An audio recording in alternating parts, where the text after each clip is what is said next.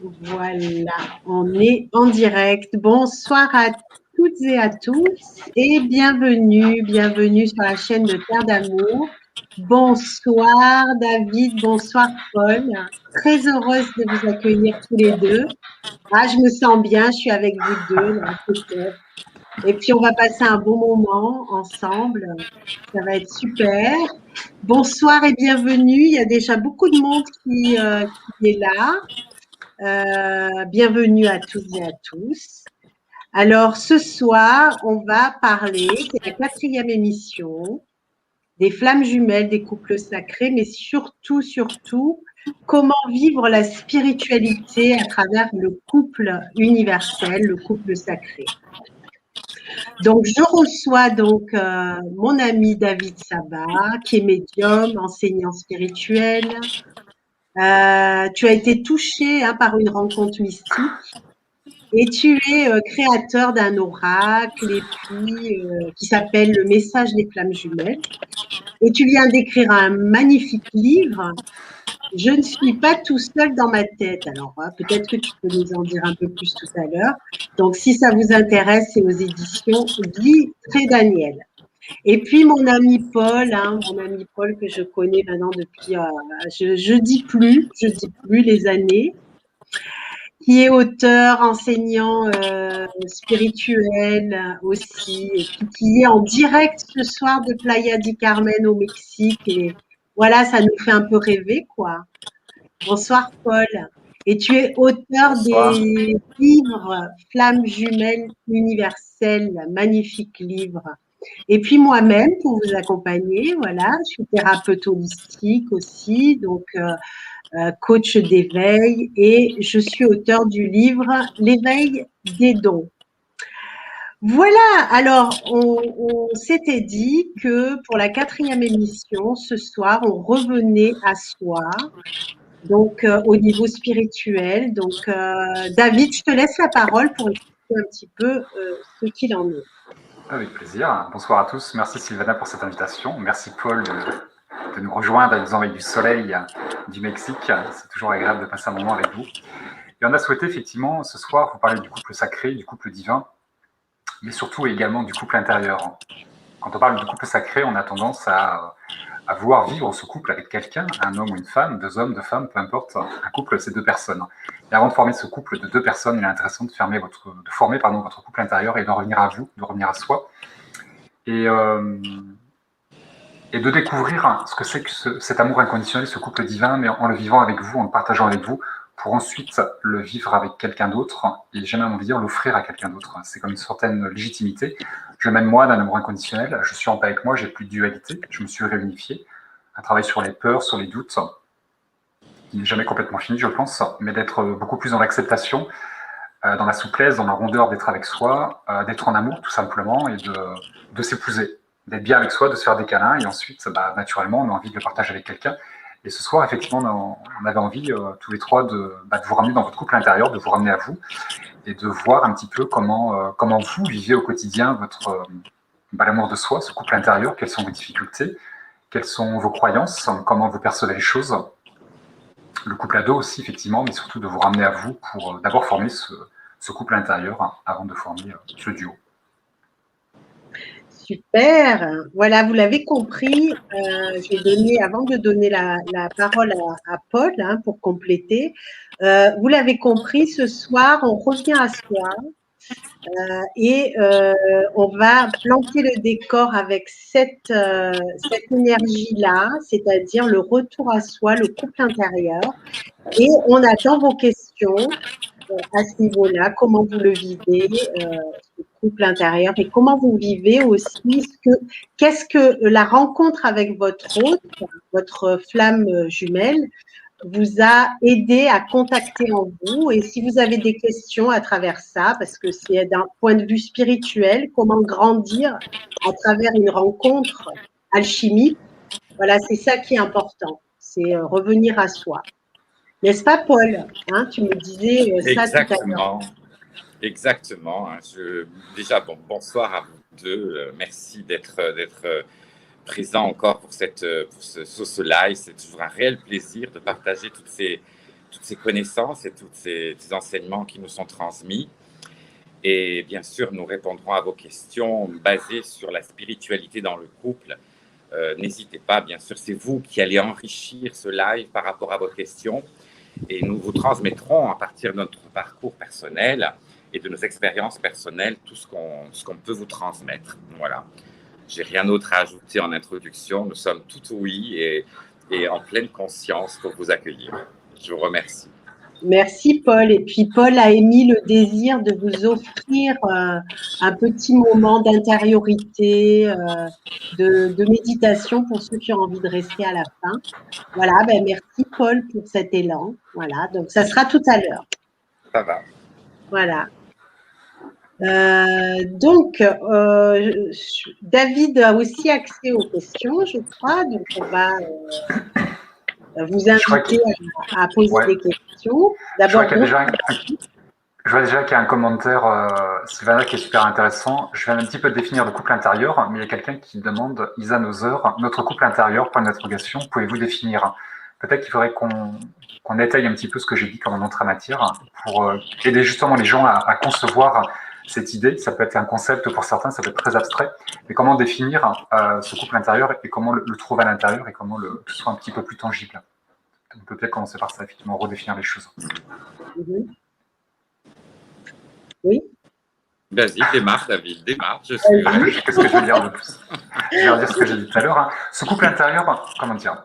On a tous un manque, un mal-être en soi, un mal-être à être avec soi-même, j'ai envie de dire, des peurs, des doutes, des blessures. Et c'est un petit peu ce qu'on fait dans le développement personnel, de rentrer à l'intérieur de soi pour guérir ses blessures, ses peurs, ses doutes et être un petit peu plus en paix avec soi. Et tout ce travail va créer une dualité en nous. J'aime, j'aime pas. Je veux et je veux pas. Je suis prêt, je suis pas prêt. Je m'aime, mais je m'aime pas. J'ai envie d'être aimé, mais je me protège vachement. Donc du coup, je laisse personne rentrer dans ma vie. Il y a plein de fausses croyances héréditaires, limitantes, les bénéfices secondaires qu'on a du mal à lâcher. Et tout ça, en fait, va faire que vous allez un petit peu vous disloquer de l'intérieur. Il y a beaucoup d'interrogations et vous allez être... on a tous le même réflexe. On va être dans la fuite quelque part. On va porter des masques, on va se voiler la face. On va se mettre des œillères, on va être dans le déni, et il y a beaucoup de choses qu'on va avoir du mal à digérer. Et tout ça, ça va créer quelque part pas un dysfonctionnement, mais c'est comme s'il y avait une multi-personnalité à l'intérieur de soi. Et ce couple intérieur, en fait, c'est de vous épouser vous, de vous aimer vous, d'être en paix avec tout ce que vous pouvez être. C'est un petit peu faire un bilan, un état des lieux. Lorsqu'on visite un appartement ou une maison, on fait un état des lieux. Qu'on achète ou qu'on loue, peu importe, on va faire un état des lieux, on fait un bilan de l'appartement, des choses qu'on va aimer, des choses qu'on n'aimera pas et qu'on se laissera le temps de faire en termes de travaux, papier peint, peinture, on casse une cloison ou autre. Pour le couple intérieur, c'est un petit peu la même chose. Faites un état des lieux de ce que vous êtes, qu'est-ce qui va bien chez vous et qu'est-ce que vous souhaitez voir changer. Signez un bail avec vous-même, faites un état des lieux et épousez-vous. Laissez-vous le temps de changer. Le couple intérieur, pour moi, comme je le perçois, c'est être en paix avec soi. Voilà qui je suis, voilà ce que j'offre. Voilà ce que j'ai envie de recevoir également, une notion de recevoir pour donner. Celui qui ne reçoit pas ne peut pas donner grand-chose, parce qu'il y a un vide qu'on peut remplir et qu'on peut effectivement également remplir avec les autres. Et ensuite, on va se laisser le temps d'un axe de travail, un axe d'amélioration, à faire ces travaux d'embellissement intérieur et d'être en amour avec vous-même. Pour moi, c'est juste ça, si je dois le résumer en 2 mots, c'est être en amour avec soi-même, et s'épouser, et être dans l'acceptation, c'est l'unité, c'est le 1, travailler le 1, être en accord avec soi et en paix avec soi. Merci David. Tu rajouterais quelque chose, Paul? Oui, évidemment, hein, je suis entièrement d'accord avec ce que dit David. C'est d'abord le couple intérieur, c'est évidemment c'est l'amour de soi avant tout. Et je soulignerais quelque chose d'important par rapport à ça, donc par rapport au sujet d'aujourd'hui, quand même le couple sacré, le couple divin, flamme jumelle, on appelle ça un petit peu maintenant avec un tas de noms différents. À mon sens, d'après ce que j'ai pu expérimenter personnellement et ce que j'entends dans les témoignages et les consultations que j'ai, à mon sens, je pense que c'est l'un des chemins spirituels, un des plus puissants. Alors, bien sûr, il y en a d'autres. Mais pourquoi parce que justement, cette rencontre avec cet autre, qui est notre contraire et notre complément, nous oblige absolument à aller nettoyer nos parts d'ombre et justement accueillir les parts d'ombre de l'autre qui reflètent chez nous en miroir, ce qui mène ensuite à s'aimer soi-même, justement, comme disait David. C'est le fait d'accepter toutes ces parts d'ombre qui nous sont renvoyées, va aller faire un grand travail intérieur, très spirituel, et va arriver à ce qu'on appelle cette complétude ou cette unité en nous. Et donc la rencontre de notre couple intérieur, du féminin et du masculin sacré. Oui. Voilà, en gros. Donc, que l'on soit homme ou que l'on soit une femme, on a ce couple en nous, on est aussi bien homme que femme.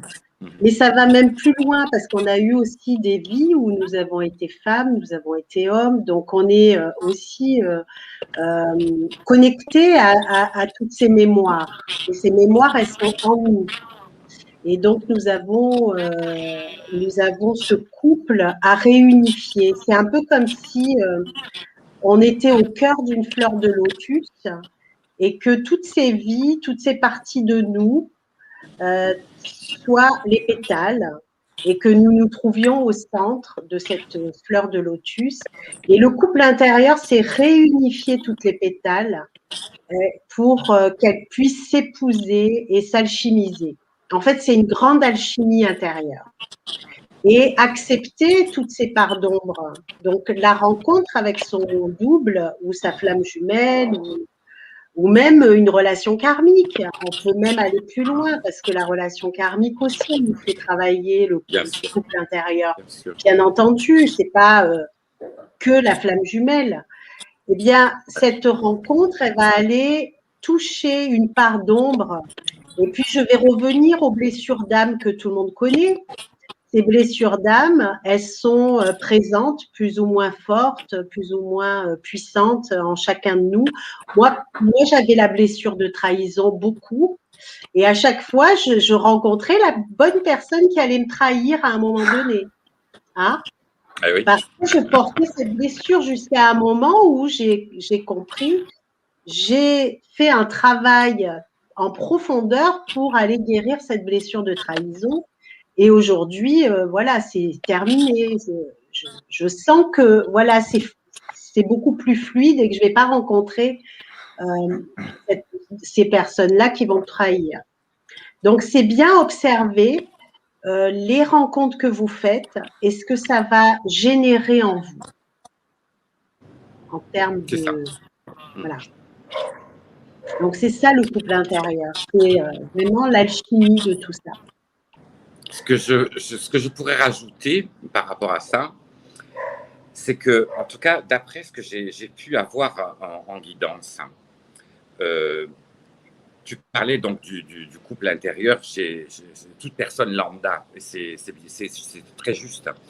Parce que nous sommes tous des flammes jumelles. Tous les êtres humains sont des flammes jumelles. Il y a une seule différence, c'est qu'il y a à un moment donné, dans un plan d'incarnation, où les deux polarités sont incarnées en même temps. Mais toute personne a sa flamme jumelle dans un autre plan vibratoire qui lui sert de miroir et de travail intérieur. Ça rejoint ce que tu disais, Sylvana. La grosse difficulté. Et d'ailleurs, il y a quelqu'un qui a posé une question sur ça, justement. Je rebondis parce qu'il y a un monsieur qui a dit est-ce que notre flamme jumelle est obligatoirement incarnée? Non, voilà, c'est ça que je voulais parler. Donc, non, absolument pas. Elle peut être sur un autre plan.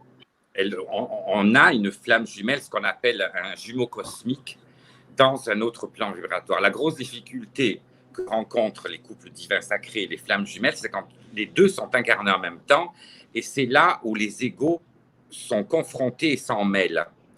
Parce que l'amour de la flamme, l'amour des flammes, c'est vraiment l'amour inconditionnel. Et comme disait tout à l'heure David, cette rencontre est avant tout une rencontre intérieure pour arriver à un moment donné à être l'amour inconditionnel et ensuite le transmettre et le vibrer de par ce que nous sommes, non pas de par ce que nous avons entendu dire, mais simplement de par ce que nous sommes. Et je pense qu'à un moment donné, quand les deux, là je reviens au couple de flammes jumelles, donc ils sont incarnés en même temps, lorsque les deux ont réellement fait ce travail d'intériorité, ils sont arrivés à cet état de complétude, ils ne se contentent simplement, en fait, ils se contentent simplement d'être et non plus d'avoir ou de posséder. Il n'y a plus d'ego à ce moment-là. L'ego ne parle plus. Et je pense que ça, c'est l'aboutissement quand même de cette rencontre. Et ce que je disais tout à l'heure, pourquoi c'est si difficile quand les deux sont incarnés, c'est que nous avons tous des conditionnements de cette vie et d'autres vies, que nous sommes là pour justement épurer grâce à notre jumeau ou à notre jumelle qui connaît exactement l'histoire. Je mets une petite parenthèse là à propos de l'histoire. J'ai vu récemment un très beau reportage, vraiment que je conseille sur ce phénomène qui a été raconté, c'est un témoignage plutôt, qui a été raconté par Loïc Arnaud. Et j'ai retenu en tout cas cette allégorie qui me semble tellement juste par rapport aux deux polarités. En fait, la polarité yin a le livre, l'histoire, en fait l'histoire du couple, mais ne sait pas lire. Alors que le yang, qui est incarné sur Terre, sait lire, mais n'a pas le livre. Je trouve ça magnifique comme allégorie parce que ça retrace exactement ce qui, en tout cas pour ceux qui vivent ou qui ont vécu En tout cas, ça doit parler à beaucoup de personnes ici ce soir. Ça, parce que vraiment, je trouve que c'est exactement ça. Le yin, dans son inconscient, a le livre, mais il ouvre le livre à chaque fois, il ne sait pas lire, il le referme. Mais dans son inconscient, il a toute l'histoire écrite, parce qu'il détient la conscience cosmique et spirituelle. Tandis que le yang, lui, il sait lire, mais il n'a pas l'histoire, il n'a pas le livre. Il faut qu'il aille chercher ce côté spirituel, cosmique qui est chez l'autre. Et je trouve ça vraiment, je trouve ça tellement, tellement bien décrit. C'est pour ça que le cite là aujourd'hui, parce que je trouve ça remarquable comme allégorie. Voilà. La petite parenthèse. Je trouve ça super sympa. Rajouter, David. Je trouve ça très, très, très juste, très intéressant. Et moi, l'image qu'on m'avait envoyée par rapport au yin et au yang, c'était le livre aussi, hein, c'était pas qu'il y en a un qui sait lire et qui n'a pas le livre. C'est qu'en fait, il y en a un qui a le début du livre, qui a le début de l'histoire, c'est le yang. Et le yin, c'est celui qui a la fin de l'histoire, qui a la fin du livre. Et c'est là où on se retrouve au milieu du livre, en fait. Il y en a un qui part de la fin, l'autre du début, on se retrouve au milieu. J'aimerais rajouter, c'est très intéressant ce que dit Paul, et je suis assez d'accord avec ce qu'il a dit. Je voudrais juste apporter une précision, pour pas que les gens puissent se méprendre ou fassent un focus sur les flammes jumelles ou soient omnibulés par le fait de rencontrer sa flamme jumelle. Le couple sacré, le couple divin ne se vit pas uniquement dans un parcours de flamme jumelle, dans un duo de flammes jumelles. Que votre flamme jumelle soit désincarnée ou vous n'en ayez pas, parce que pour moi, dans ma guidance, tout le monde n'en a pas une, et c'est OK, hein, c'est juste, il n'y a pas de souci. Que vous en ayez une sur Terre ou pas, ça ne vous empêchera pas de vivre un couple, d'incarner un couple différent, un couple divin dans un amour inconditionnel, avec une âme sœur, déjà avec vous-même, et avec une âme sœur. Donc, il n'y a pas de focus à avoir sur les flammes jumelles. Je voulais juste apporter cette précision pour pas que personne se méprenne. Mais ce couple intérieur, merci Sylvain d'avoir dit, parce que je suis passé à côté, c'est deux polarités. Nous avons tous une polarité dominante, yang ou yin, et il y a une once de l'autre polarité qui est en soi. Et l'équilibre des polarités va former aussi votre couple intérieur. C'est très justement dit. Oui. C'est très juste. On t'entend plus, Sylvana, t'as coupé ton micro. J'ai coupé mon micro pour pas qu'il y ait de bruit. Pardon. Parce que je te voyais parler. Et il y a Véronique qui dit « Comment pouvons-nous être sûrs d'avoir complètement guéri une blessure ?» Alors, j'ai envie de répondre tout de suite, Véronique. On en est sûr quand on n'a plus à vivre la souffrance de cette blessure. Tant que ça se remanifeste et que tu rencontres encore des personnes qui vont te trahir ou t'abandonner, etc., c'est que c'est pas encore guéri. Alors, il faut savoir que ça disparaît pas complètement. C'est un petit peu comme à l'image d'une cicatrice quand tu as une opération. as une cicatrice, donc la cicatrice, elle va continuer à se voir. Peut-être quand le temps va changer, elle va te gêner un petit peu avec le climat. Enfin, des fois, il y a des cicatrices qui continuent à faire mal de temps en temps. Donc, il peut y avoir des petits relents parce que les blessures d'âme, elles sont quand même profondes. Mais quand même, on reste pas accroché à la douleur aussi longtemps que quand elle est active. Voilà, ça peut te remettre un peu dessus, mais légèrement. Et c'est là où on se rend compte que c'est fini, à partir du moment où on rencontre plus le même genre de personne. Voilà. Donc, il faut observer, être vigilant, de voir qu'est-ce que j'attire dans ma vie. Parce que ce que j'attire, c'est ce qui émane de mes vibrations. C'est moi qui attire, je suis un aimant. C'est en fonction de ce qui est inscrit dans mes énergies, dans mon histoire, dans mon cœur. Et à partir de là, ben, tu observes. Et puis s'il reste une blessure, eh bien, moi, je te conseille de faire un travail sur. Maintenant, aujourd'hui, il y a des outils super. On peut vraiment travailler sur le karma, sur les blessures d'âme. C'est beaucoup plus facile qu'avant. Avant, les gens, ils restaient toute leur vie à souffrir. Et maintenant, avec tout ce qui se passe aujourd'hui, c'est fini. On peut guérir presque en un clin d'œil parce que il y a beaucoup plus d'outils énergétiques. Voilà. Alors, je ne sais pas si vous voulez rajouter quelque chose sur.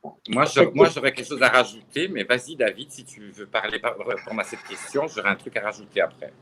Ouais, pour moi, la blessure, elle est guérie lorsque vous en parlez plus, en fait. On parle pas de trahison, on parle plus de rejet, on parle plus d'abandon. C'est-à-dire que quand on parle de blessure, il faut savoir que nous sommes dans un monde de dualité et tout a son contraire. Le yin, le yang, la gauche, la droite, le haut, le bas, recto, verso. Et il y a la blessure, et il y a une autre partie de la blessure qui s'appelle la guérison, qui s'appelle la paix, qui s'appelle l'amour, qui porte plein de noms, suivant comment vous allez les découvrir. Donc, votre blessure, qui s'appelle la trahison, donc il y a un côté, c'est la trahison, et l'autre côté, c'est la guérison. Et tant que vous parlez de trahison, que vous voyez que les gens vous trahissent dans la vie, c'est que votre blessure est toujours active. Ça vous fait mal, c'est pour ça qu'on vient vous trahir. Et le jour où vous êtes en paix avec cette blessure de trahison, vous ne parlez plus de la trahison, vous parlez de la guérison. Donc les gens vont voir vous trahir, mais vous n'en souffrirez plus. On va pouvoir vous rejeter, mais vous n'en souffrirez plus. C'est ça, en fait, guérir sa blessure. Si vous avez une blessure sur la main, si elle n'est pas guérie, on vient appuyer dessus, ça fait mal. Donc tant qu'on vient vous trahir et que ça fait mal, c'est que vous n'avez pas guéri votre blessure de trahison. Si le jour où on vous trahit et que ça fait rien, c'est que vous avez guéri votre blessure de trahison. Et je peux vous assurer que la vie va vous tester. Vous pensez avoir guéri quelque chose, on va vous mettre dans un cas plus ou moins délicat pour vous permettre de voir si c'est guéri partiellement, en totalité ou pas, et si c'est durable. Tout à fait. Oui, alors moi je voulais rebondir, c'est très intéressant là ce qui est demandé comme question, surtout sur un parcours de couple divin et par rapport à la spiritualité. Je voudrais, ça me fait penser à cette question en tout cas me fait penser à quelque chose. Alors évidemment, bien sûr, c'est exactement ça. La question c'était quand est-ce qu'on sait qu'on n'a plus la blessure? Eh bien, quand ça fait plus mal, exactement. Et ça me fait penser à quelque chose de très important.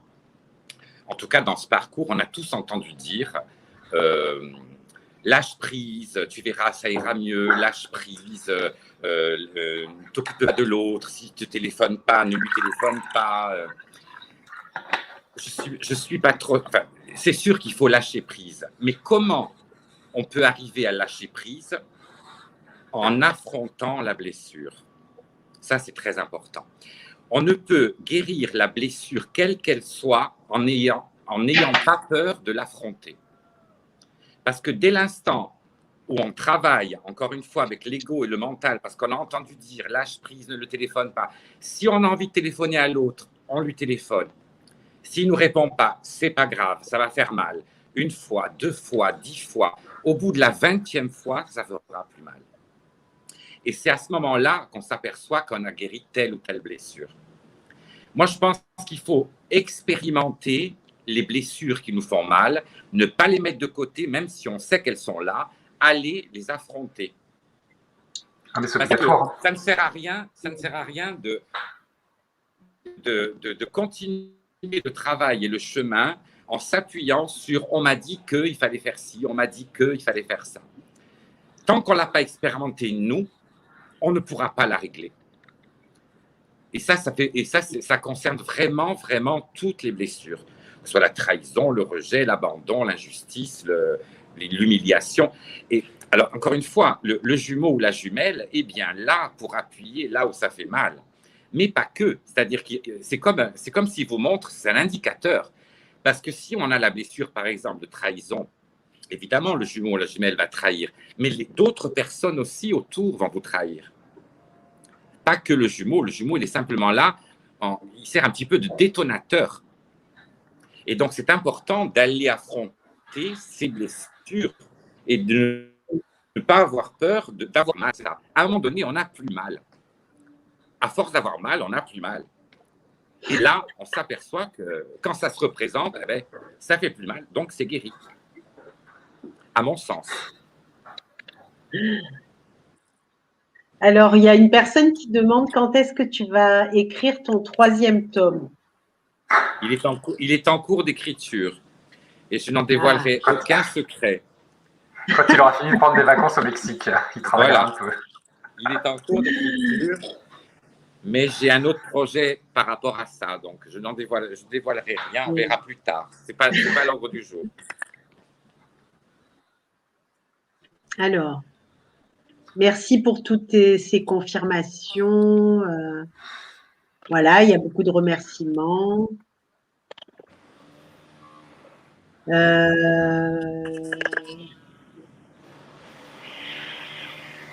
Donc, il y a beaucoup de remerciements. Paul, je suis d'accord, il faut affronter les blessures, pas les camoufler, etc. Donc, pour l'instant, on va dire qu'il n'y a pas de questions, à moins que tu envoies. Alors, il y a beaucoup de réactions par rapport à ce qui a été dit. Oui, voilà. Alors, il y a Clémence qui demande quel outil pour travailler sur la blessure d'abandon. Sur une blessure, j'ai envie de dire quel outil peut-on travailler quel outil pour travailler sur une blessure? On peut peut-être y répondre d'une manière générale, ou l'abandon, la trahison, je ne sais pas. Oui, mais c'est ce que j'ai dit, hein. C'est le fait d'aller l'affronter, comment on peut le travailler en allant l'affronter. C'est pas comment, c'est quel outil. J'ai des protocoles de guérison karmique. On a des protocoles. C'est pas comment la travailler, c'est avec quel outil. Elle demande s'il y a des outils pour travailler la blessure. Il y a des protocoles de guérison. Il y a des cérémonies, il y a des protocoles, il y a des tas de manières. Moi, je recommande pour travailler ces blessures d'aller voir un thérapeute. Parce que seul, c'est compliqué. De ne pas se voiler la face, il faut enlever les œillères, il faut être honnête et sincère avec soi-même. Et quand on va toucher des émotions profondes comme l'abandon lorsqu'on est enfant, ou le rejet, l'humiliation, ce genre de choses, ou la trahison, qu'elle date de l'enfance ou d'il y a 5 ans, c'est peut-être parfois un peu violent émotionnellement à recevoir et c'est intéressant d'être dans les bras d'un thérapeute pour vous aider à accueillir ces émotions et surtout pour avoir un œil objectif et neutre sur ce que vous êtes en train de vivre et pour vous aider à comprendre pourquoi vous avez vécu les choses et comment transmuter cette blessure. Donc je vous invite, moi, à l'hypnose, coaching, il y a plein de... Oui, ce que j'allais dire. Plein d'outils, plein d'outils de développement personnel et spirituel. Et après, vous avez l'école de la vie aussi qui va vous accompagner. Il faut avoir la foi et laissez-vous guider par vos guides. Et je peux vous assurer, j'insiste sur le fait d'aller voir un thérapeute, que tout seul, ça va être compliqué de le faire. Il faut garder son autonomie, mais franchement, il y a une partie qui va se faire seule, une partie qui va se faire un thérapeute. Il faut trouver un thérapeute qui vous accompagne vers l'autonomie. Mais laissez les guides vous accompagner dans des situations, comme disait Paul, pour vivre vos blessures, pour les travailler, et la vie va vous former, et la vie va vous permettre de guérir. Votre famille et vos amis, on est souvent rejeté, abandonné, trahi, humilié par nos proches. De toute manière, quelqu'un qui vous trahit, c'est quelqu'un que vous aimez. C'est soit vos amis, soit la famille. Un inconnu ne va pas vous trahir. La trahison intervient quand on fait confiance à quelqu'un. On a confiance en quelqu'un qu'on aime en règle générale, qu'on connaît. Donc la trahison, il y aura toujours de votre proche, de votre environnement. Donc la vie va vous permettre de travailler vos blessures. La vie, l'école de la vie est un outil, je trouve, pour travailler vos blessures. Ah bah bien sûr que maintenant, c'est l'école Oui, de la vie qui va j'allais nous dire, initier. oui. J'allais dire exactement. Hein, pour moi, une technique qui est très bonne pour ça, entre autres, hein, c'est l'hypnose quantique qui va travailler sur la cause de la blessure. Parce que dès l'instant où on trace une blessure dans la vie de tous les jours, moi j'appelle ça une mémoire. Cette mémoire est obligatoirement reliée à quelque chose de beaucoup plus ancien, à une source, ce qu'on appelle la blessure source. Et des fois, c'est une situation qui est complètement occultée. Alors, elle peut être bien sûr dans cette vie ou dans une autre vie. Donc, c'est pour ça que l'hypnose permet de travailler sur toutes les mémoires transgénérationnelles. Et c'est un très bon outil. Oui, exactement.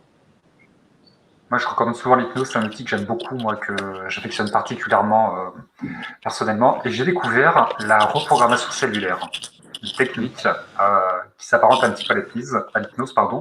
On fait la régression et dans la vie, dans le karma, et c'est la reprogrammation cellulaire, et on réinforme un petit peu ce qu'on a vécu, et on récupère des ressources. Ça m'a bluffé. Je trouve ça exceptionnel. La reprogrammation cellulaire. Il y a une question qui est très intéressante, je trouve, de Karel. Doit-on travailler obligatoirement son enfant intérieur pour équilibrer ce couple intérieur? C'est important. Oui. Oui. C'est important. Alors j'enlèverai le... Pardon, vas-y. J'ai juste un petit truc à dire là-dessus. Après, tu poursuivras. Non, vas-y. Par rapport à l'enfant intérieur, il faut savoir quand même une chose, c'est que le yin, la partie dominante yin, a un enfant intérieur très développé. Donc, lui, cette partie-là doit, à mon sens, essayer de le calmer un petit peu, cet enfant intérieur. Le yang, par contre, qui lui a mis son enfant intérieur enfermé, doit aller le libérer et le faire revivre. C'est simplement la différence qu'il peut y avoir entre les deux polarités. Alors, c'est de savoir quelle est notre partie dominante à la base pour savoir comment travailler avec son enfant intérieur. Parce que ce n'est pas bon dans les deux sens.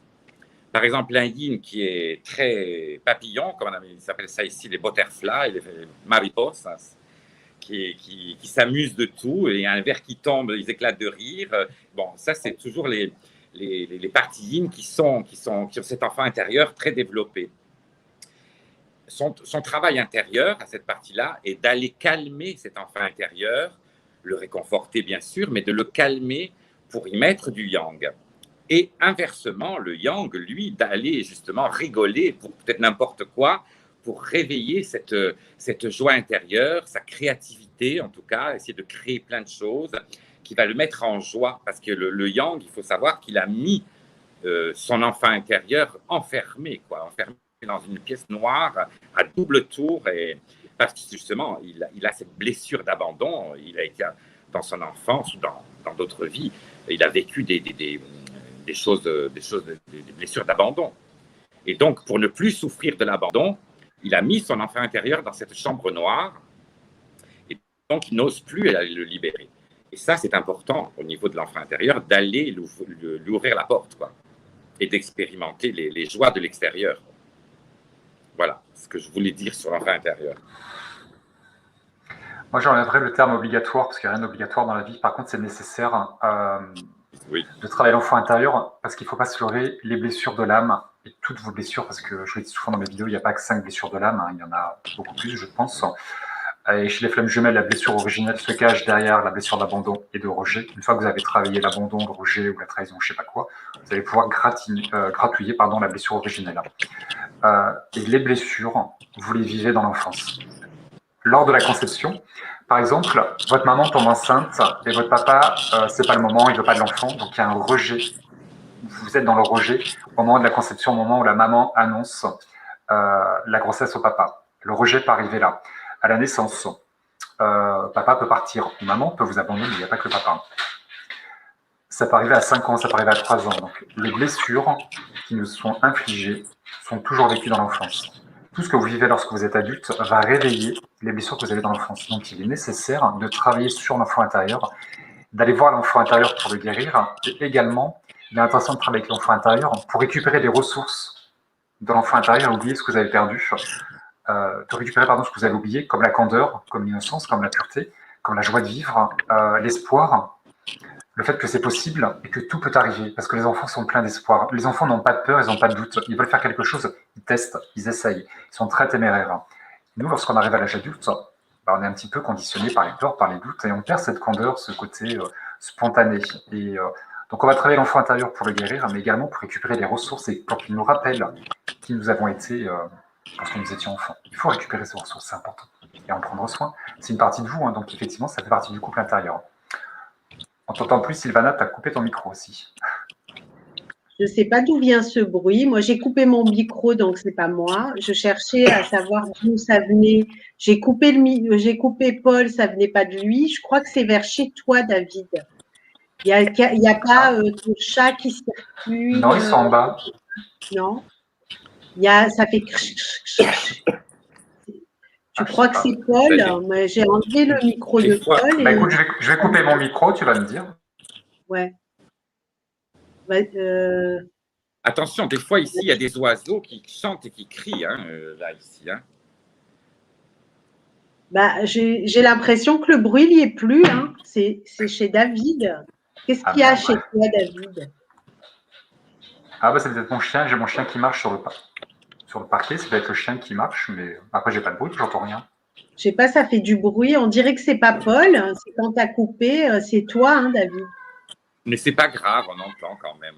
Bah écoute, moi j'ai à part le chien qui marche sur le parquet, mais voilà, moi j'ai le chien qui miaule, voilà, c'est la famille. Voilà, tu as des petits guides spirituels autour de toi, des petits farfadets qui nous font des blagues. Paul, il a les oiseaux, les perroquets, toi tu as les petits les singes aussi. Oui. Ouais, bon, enfin, on verra. Tout à l'heure, ça ne le faisait pas. Là, ça le fait beaucoup.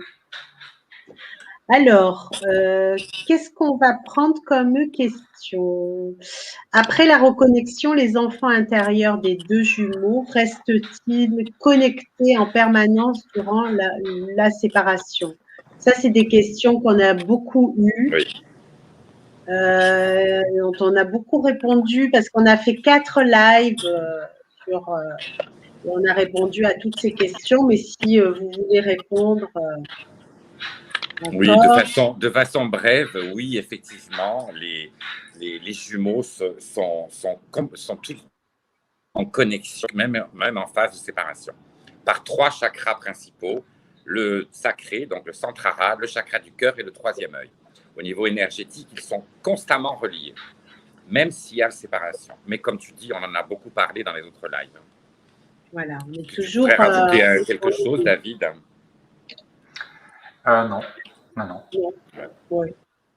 Okay. On en a beaucoup parlé de l'union qu'il y a entre les flammes jumelles. Donc, vous pouvez les retrouver, les lives, sur la chaîne. S'il n'y a pas de questions, en attendant qu'il y en ait qui arrivent, je t'ai coupé la parole, David. C'est pas grave. Non, j'ai une question faite à poser. J'ai vu plusieurs commentaires où les gens demandent comment reconnaître sa polarité. Ouais. Alors là, je vous laisse. Alors, ça, évidemment, il y a vraiment, encore une fois, ça se traite pas comme ça de but en blanc.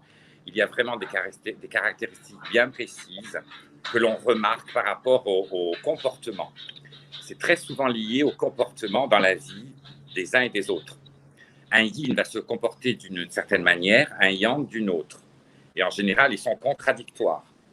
Et le but, justement, c'est d'arriver à un moment, à cet équilibre du yin et du yang. Tu vois, le chat, il dit oui. Le chat, il dit oui. Il valide. C'est ça. Voilà. En fait, le but, c'est d'arriver à cet équilibre du yin et du yang pour qu'on arrive, à un moment donné, à comprendre le comportement de l'autre. Tu comprends? Le fait de comprendre le comportement de l'autre et donc d'accepter qu'il se comporte de différentes manières va arriver à cet équilibre et vice-versa. De toute façon, c'est les deux. Voilà. Mais est-ce qu'on peut être sûr de quelque chose à 100%? Moi, je crois que c'est juste accepter que à un moment donné, il faut lâcher prise dans le sens où on ne sait pas à 100% les choses. On les accueille telles qu'elles Non, sont, mais est-ce qu'on peut être oui, sûr? oui. Est-ce qu'on À peut un être moment sûr? donné, oui, avec un thérapeute, oui, oui, oui. Avec un thérapeute qui connaît parfaitement le comportement du yin ou du yang, on arrive à déterminer la polarité de base et justement ce qui a besoin de travailler. Bien sûr, oui. Mais ce n'est pas, attention, encore une fois, hein, il n'y a pas, il y en a pas un meilleur que l'autre. Hein, c'est pas une histoire, il y en a un mieux que l'autre. Là, pour répondre brièvement avant que les questions soient posées sur moi je travaille, l'autre il travaille pas, ça sert à rien, tout ça. Non, les deux travaillent. C'est-à-dire que dès l'instant où on a une polarité dominante, il faut essayer de baisser, je dirais, de transformer ou de modifier certains de nos comportements pour arriver à cet équilibre et avoir des comportements de l'autre, tout simplement. Mais ça se traite en thérapie, bien sûr. Hein. Je loupé une partie, mais c'est pas grave. On est toujours dans la question comment reconnaître sa polarité, c'est ça? Ouais, C'est bon, ok, ça marche. Mais bon, voilà, ça c'est... Ce que j'aimerais dire, moi, alors déjà, c'est pas une obligation de connaître votre polarité. Si vous la connaissez pas, lâchez prise et foutez-vous la paix. Il y a des gens, moi je le vois souvent en consultation, les gens me disent je suis yang et je dois être comme ça, comme ça, comme ça, comme ça. Bah non, vous êtes comme vous voulez, ou je suis yin et je dois être comme ça, comme ça, comme ça, comme ça. Il ne faut pas découvrir votre polarité pour avoir un mode d'emploi et pour qu'on vous dise une conduite. Si vous partez dans cette optique, vous risquez de vous faire des nœuds au cerveau, des nœuds à l'estomac et de partir dans des obligations et dans des interdictions. Donc c'est pas la meilleure astuce. Donc si vous connaissez votre polarité, c'est parfait.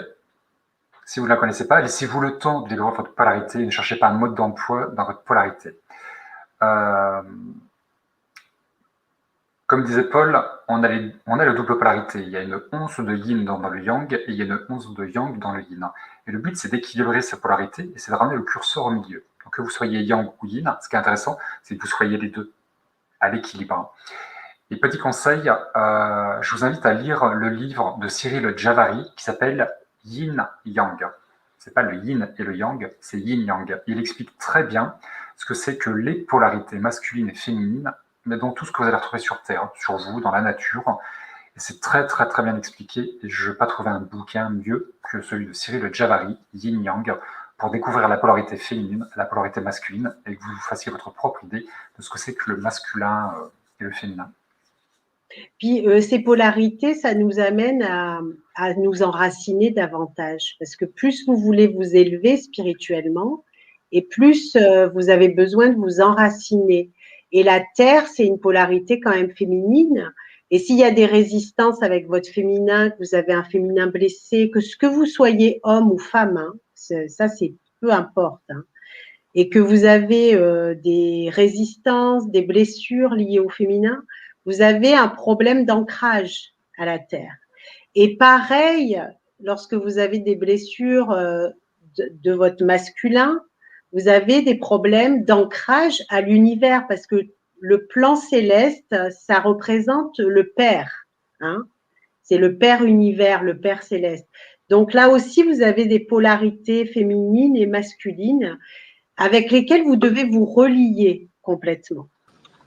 Lorsque vous êtes relié, ça accélère le processus de réconciliation, je pense. Et donc ça aussi, c'est un travail que vous pouvez faire avec des thérapeutes, de recréer cet enracinement, en tout cas de travailler sur l'enracinement en vous et le lien avec la Terre et l'univers. C'est ça. C'est ce que je disais tout à l'heure hein, en intro, hein, le fait d'expérimenter, hein, comme disait David, que l'on soit yin ou yang, peu importe. L'important, c'est d'aller expérimenter ce qui nous fait mal. Et à un moment donné, ben, l'équilibre va se faire automatiquement avec les choses de la vie. Tout simplement. Hein. C'est ça, ouais. faut être patient aussi, il faut vraiment vous laisser le temps. Il y a des gens qui me disent comment faire mieux, comment faire plus vite, ou il ne faut pas aller plus vite, il ne faut pas aller mieux, il faut vous laisser le temps. Une fois de plus, je reprends la blessure sur la main. Hein, c'est pas, vous pouvez mettre 1 tonne de bétadine dessus, vous pouvez mettre 15 pansements. Vous pouvez aller chez le médecin tous les jours et faire des soins tous les jours. C'est pour ça qu'elle guérira plus vite. C'est le temps qui va permettre à la blessure de guérir. Bah, dans votre pédicure, c'est la même chose. C'est le temps qui va vous permettre de guérir. Il ne faut pas faire du bourrage de crâne. On ne va pas dans le développement personnel parce qu'il faut le faire, parce qu'il faut aller vite, parce que je veux me sentir mieux. Oui, on veut se sentir mieux, oui, on veut guérir. Il ne faut pas partir dans le il faut que, tout ce qui est obligation, interdiction, je dois, et absolument ce genre de truc. Foutez-vous la paix, vraiment, prenez le temps et prenez du bon temps. Prenez le temps et prenez du bon temps. Ça, c'est un bon médicament de prendre du bon temps, quoi. Surtout en ce moment. Ouais.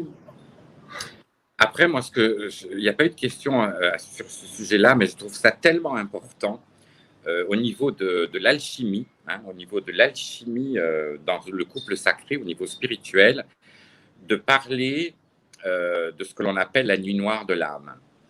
Et à mon sens, c'est une étape donc inévitable hein, dans ce parcours et qui n'est pas là pour rien. Au niveau de l'alchimie, donc l'alchimie s'appelle ça l'œuvre noire, donc c'est la combustion hein, quand l'alchimiste fait fondre le plomb en or pour atteindre la pierre philosophale. Il y a cette phase de combustion donc, qui brûle. Et ce que j'ai pu constater, en tout cas, à travers mon parcours et d'autres que j'accompagne, c'est que la nuit noire de l'âme commence dès l'instant où les deux jumeaux, deux jumelles se rencontrent. Parce que ça enclenche le processus de l'alchimie. Et ensuite, ça monte, comme ça crescendo jusqu'à un pic très, très puissant. Et puis après, ça redescend. Mais cette étape de l'alchimie, donc de la nuit noire de l'âme, il faut bien comprendre que dans ce processus d'évolution spirituelle, il est important d'aller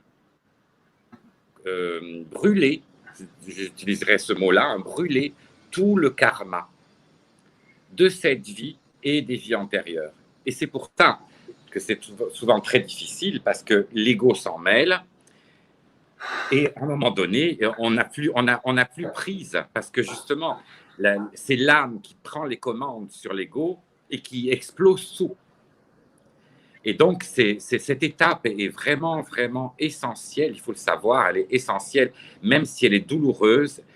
Il faut quand même la dépasser, quoi. Il faut arriver à un moment donné à pouvoir dépasser ça et comprendre qu'au bout de cette expérience, je dirais pas, j'appelle pas ça une épreuve, au bout de cette expérience, il y a l'énergie or, hein, la pierre philosophale, c'est l'énergie or qui attend derrière. Malgré toute la souffrance et tout ce que ça peut incomber dans ce parcours. Ça, c'est quelque chose qu'on ne peut pas éviter. Encore une fois, ne pas avoir peur d'affronter ce feu qui nous brûle, ce phénix, cette initiation au phénix quelque part. Qu'est-ce que tu en penses, David? Ouais, je suis d'accord à moitié. Moi aussi. Je suis d'accord avec tout ce que... Ouais. Il y en a qui disent est-ce qu'on peut. J'ai peur un retour en effaçant le karma. Réponds déjà, puis après. Alors, pour moi, un karma, ça se brûle pas, ça s'équilibre, ça se pacifie. C'est mettre en lumière les choses et le pacifier, l'équilibrer. C'est-à-dire qu'on change le cours des choses ici et maintenant. Le transmuter, voilà. Après, c'est des mots, c'est pas bien grave. Mais si tu veux, là où je suis, je trouve ça très juste tout ce que tu as dit. Par contre, je ne parlerai pas de la nuit noire de l'âme pour ça, si tu veux. Ces notions de d'alchimie et autres. Comment dire? Pour moi, la nuit noire de l'âme, elle ne va pas servir à ça. Elle va te désincarner quelque part. Elle va te déstructurer émotionnellement, psychologiquement et spirituellement. C'est une désincarnation, on va dire, en restant sur Terre. C'est-à-dire que c'est une mort. Le phénix, effectivement, c'est un phénix. Tu vas mourir pour renaître, mais l'avantage, c'est que tu ne vas pas décéder. Tu vas rester sur Terre. Donc, il y a un homme ou une femme qui va décéder, qui va laisser passer un autre. C'est un processus alchimique, effectivement, qui est assez compliqué, qui fait partie de la vie spirituelle. Mais je ne peux pas le relier à ce couple sacré, tu vois. C'est un jour, c'est trop tôt pour moi pour en parler. Je vous parlerai de la journée blanche de l'âme. Il y a la nuit noire de l'âme, mais je vais vous parler de la journée blanche de l'âme. Pourquoi journée? Justement parce que c'est l'opposition de la nuit noire de l'âme. La nuit noire de l'âme, la nuit noire et la journée blanche. C'est comme ça qu'on me l'a expliqué, c'est un processus que moi j'ai vécu, qui est différent de la nuit de l'âme, et je pense que ça parlera à beaucoup de personnes, mais je vais prendre du recul sur ce que j'ai vécu pour l'expliquer, en faire une vidéo. Pour moi, c'est trop tôt. Mais j'aime beaucoup cette symbolique du creuset, du pouvoir de l'alchimiste, de transmuter le plomb en or, et la couleur or, tu parles de l'énergie or, la couleur dorée est la plus belle des couleurs pour moi. Elle est forte en symbolique. C'est d'une puissance, mais vraiment, si un jour vous avez cette couleur qui vous enveloppe, vous pouvez faire une méditation. Ouais, c'est le divin, c'est extrêmement puissant, c'est fort en symbolique, et c'est une couleur qui est. C'est une énergie, au-delà d'une couleur, c'est une énergie qui est exceptionnelle. Mais il y a le pouvoir de l'alchimiste, effectivement, c'est transmuter ses blessures, c'est s'élever, c'est devenir un autre homme, c'est se transcender, c'est la nouvelle version de vous-même. Effectivement, c'est la transcendance, c'est l'élévation, c'est l'état christique, l'état bouddhique. Voilà, il y a plein de choses. Mais, je ne peux pas le relier à la mémoire de l'âme. Pardon. Je sais pourquoi Paul il a dit brûler, parce que c'est très chamanique ça. C'est ça. je comprends, et ça veut dire c'est pareil, ça veut dire c'est que des termes différents. Ça veut dire ça. Hein, oui. Et dans le chamanisme, en fait, le feu, c'est purificateur. C'est ça. Donc, c'est dans la purification du feu qu'on va guérir ces blessures d'âme. Mais c'est vrai que c'est une façon de parler qui est reliée au chamanisme. Oui. Mais ça veut dire ce que tu as dit. Hein. Ça veut dire ce qu'a dit David, c'est la transmutation. Voilà, c'est exactement ça, c'est la transmutation. C'est juste une question de terminologie qui va changer, mais on a dit quasiment la même chose. Alors, il y a d'autres questions. Il y a beaucoup de commentaires, en fait. Oui.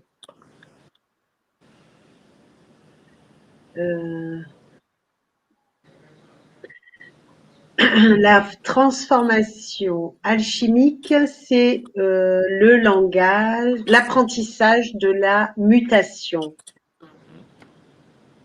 Aussi, oui.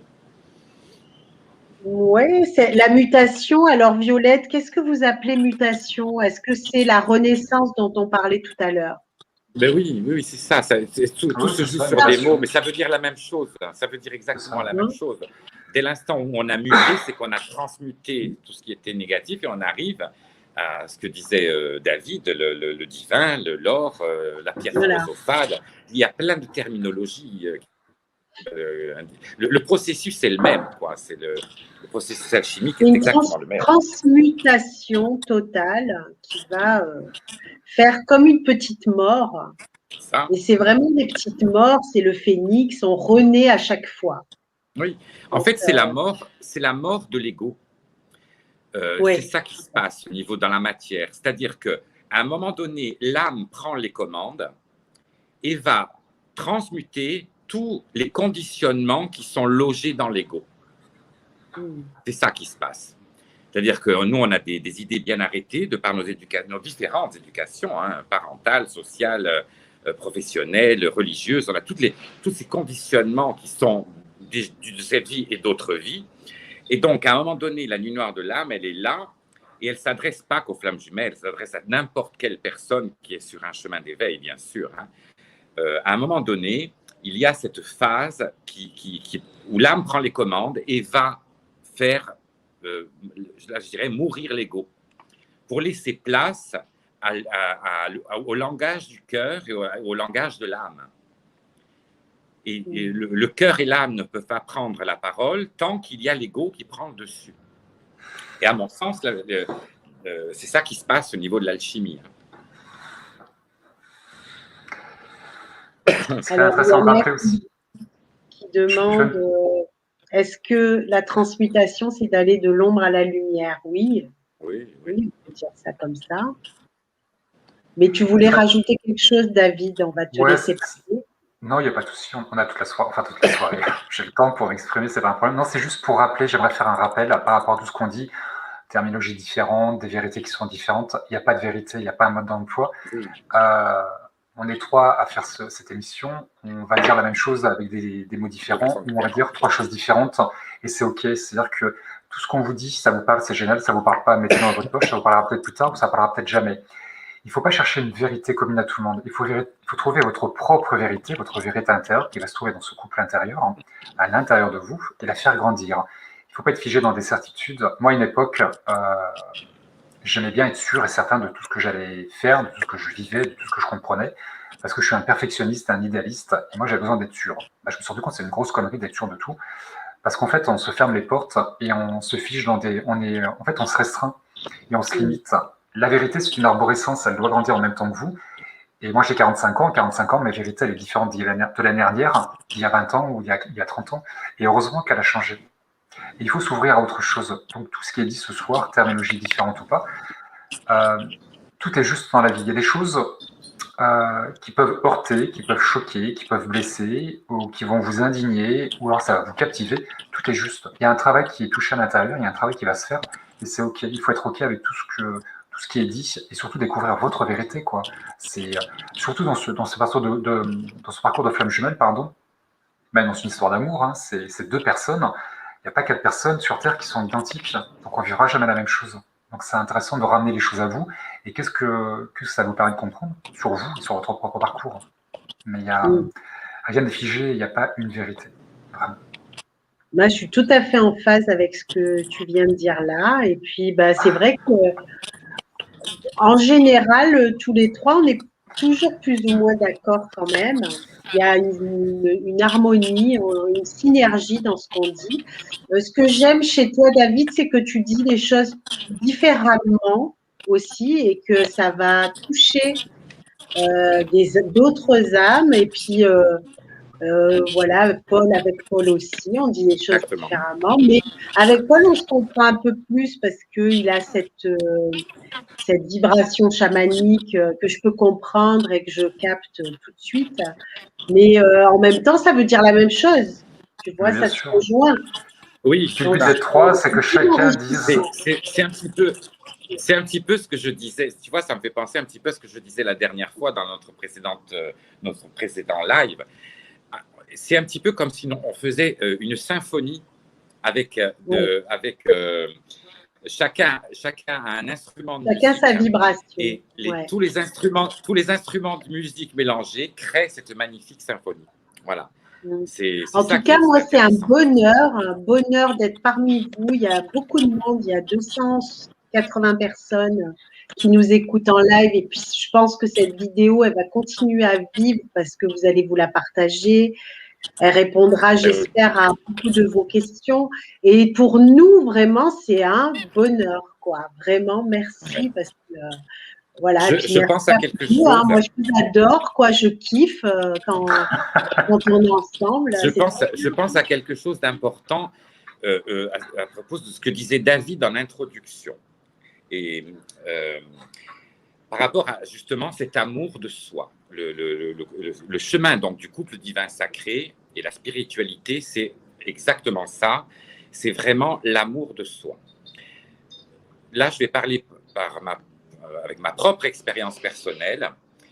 Bien avant de rencontrer mon jumeau, j'ai eu des histoires d'amour très fortes, où j'étais très amoureux, et où j'ai beaucoup souffert, comme tout le monde souffre d'une histoire d'amour. Et en fait, j'ai fait la différence à la rencontre de mon jumeau, c'est que je n'étais pas amoureux de mon jumeau. J'étais simplement en amour en sa présence. Est-ce que j'essaie bien de différencier la chose. Je n'étais pas amoureux de mon jumeau. Il n'y avait pas d'attachement.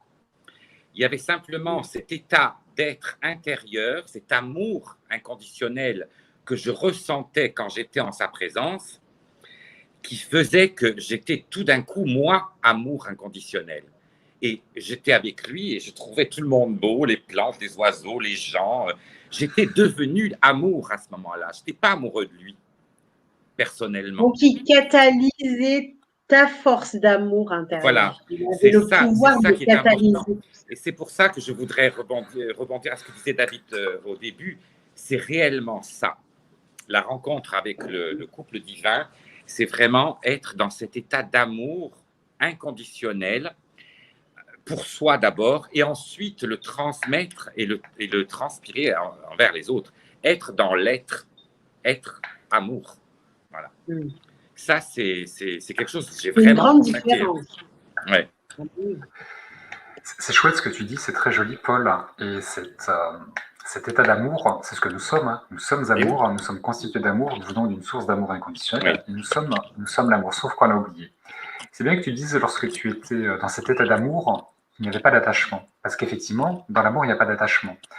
Souvent, les gens me disent, mais moi, je l'ai en tête toute la journée. Tous les jours, je pense à lui, je pense à lui toute la journée. C'est pas de l'amour, c'est de l'obsession. Exactement. Je suis désolé, s'il y en a que ça va gêner, mais c'est de l'obsession. Et dans l'amour, avec un grand A, l'amour inconditionnel, il n'y a pas de dépendance, il n'y a pas d'attachement, il n'y a pas d'obsession, il n'y a pas de peur, il n'y a pas de doute, il n'y a que de l'amour. Dans l'amour inconditionnel, vous n'avez que de l'amour. Et dès qu'il y a autre chose, c'est plus de l'amour inconditionnel. C'est de la passion, c'est du sacrifice, c'est de la dépendance affective, c'est des doutes, c'est des peurs, c'est tout ce que vous voulez, mais c'est pas de l'amour. Et comme le décrit très justement Paul, et c'est ça l'amour inconditionnel, c'est être amoureux de quelqu'un sans condition. D'ailleurs, on ne sait pas pourquoi on l'aime, il n'y a pas de raison apparente. Il y a une attraction qui est magnétique, qui est alchimique, qui est spirituelle, qui vient du cœur et pas de la tête.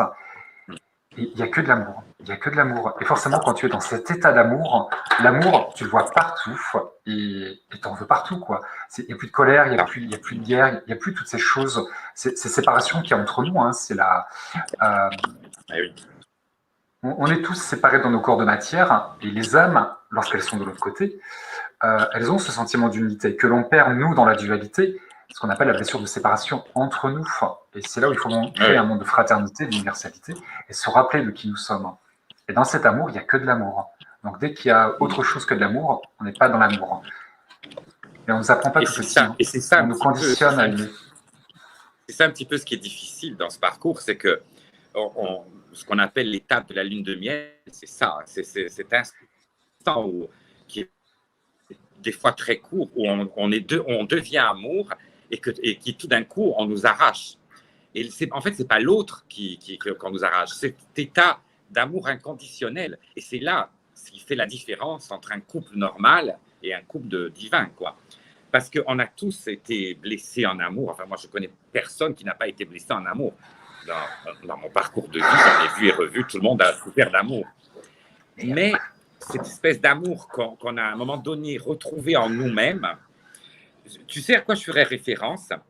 Je l'ai dit, je crois, la dernière fois, ces gens qui vivent cette expérience de mort imminente, donc on appelle ça les NDE, et qui décrivent ça au moment où ils sont dans cet amour inconditionnel, ils n'ont plus envie de revenir parce qu'ils disent toujours que cet amour que je ressens là, je ne l'ai jamais ressenti sur Terre.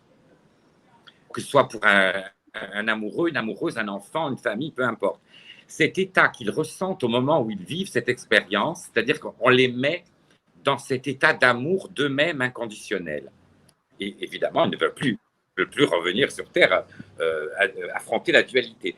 Eh bien, c'est un peu ça qui se passe dans la rencontre du couple sacré. On nous met dans cet état d'amour inconditionnel et puis tout d'un coup, on nous l'enlève.